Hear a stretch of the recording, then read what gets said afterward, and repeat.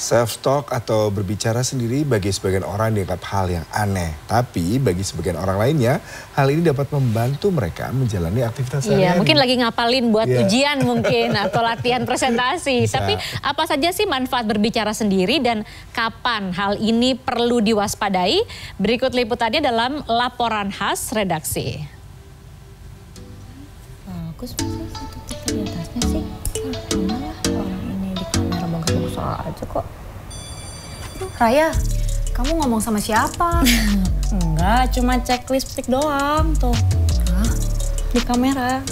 Agak aneh ya kalau ngelihat orang ngomong sendiri. Nanya tapi malah dijawab sendiri. Bagi sebagian orang hal ini sudah menjadi kebiasaan. Contohnya teman saya ini nih.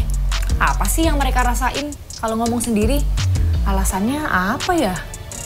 Apa ini termasuk kelainan? Atau enggak? Kayaknya enggak deh. Kita cari tahu aja deh. Apa masuk gangguan mental ya? Kalau aku pernah itu keseringan itu pas mau kemana-mana gitu. Ini mau kemana ya, ini mau ngapain gitu. Terus pas kalau di kelas gitu mau mikirin ini tuh gimana, mau tanya itu gimana gitu, kayak gitu kan. Kalau sadarnya sih, iya belakangan biasanya itu. Nggak tahu sih Kak, kayak refleks aja gitu, kayak tiba-tiba nggak kepikiran sih tiba-tiba mau ngomong kayak gitu, mau mikir kayak gitu. Udah sering pernah terjadi dan kayak ngomong sendiri itu dalam hal-hal yang biasanya kita lakukan sehari-hari, kayak mau cari make up itu kayak, aduh aku mau cari apa sih, habis ini pakai apa ya aku ya, kayak gitu. Ya kadang belakangan kadang kayak ya emang sadar mau nyari sesuatu gitu. Kalau memang kita berbicara akan melakukan sesuatu hanya dalam hati saja, tidak diucapkan. Contohnya misalkan ketika kita setelah pulang kerja, ada pekerjaan kita yang memang sebelumnya belum kita lakukan. Wah, besok seperti apa ya? Akan kita lakukan seperti apa ya? Caranya seperti apa ya? Ya sudahlah, besok saja. Supaya kita bisa tahu apa yang kita rencanakan di berikutnya, planningnya.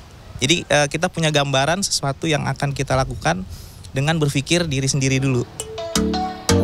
Bagus kan ya?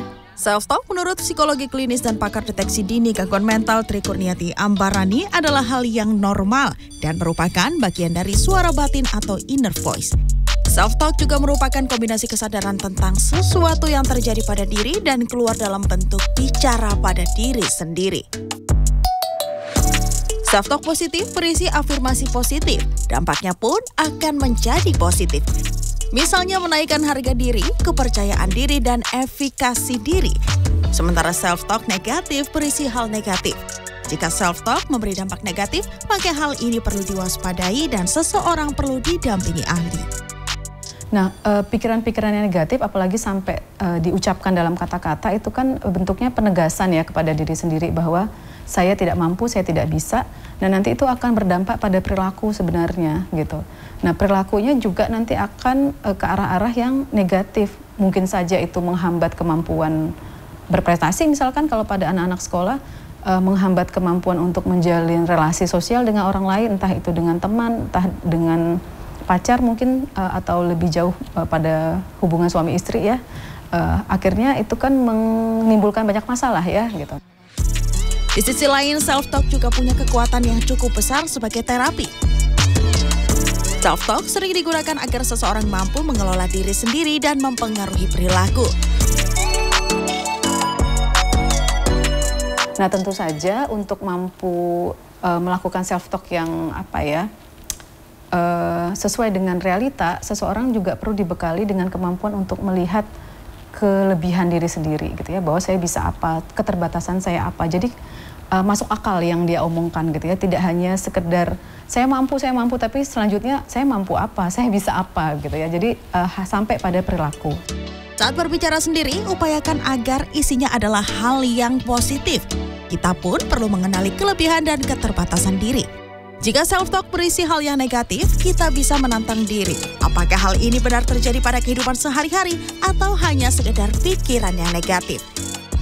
Selain itu, kita pun bisa memberikan afirmasi pada diri sendiri jika hal yang terjadi sesuai dengan perkataan positif. Kanza Tamarindora, Didin Iswandani, Surabaya, Jawa Timur.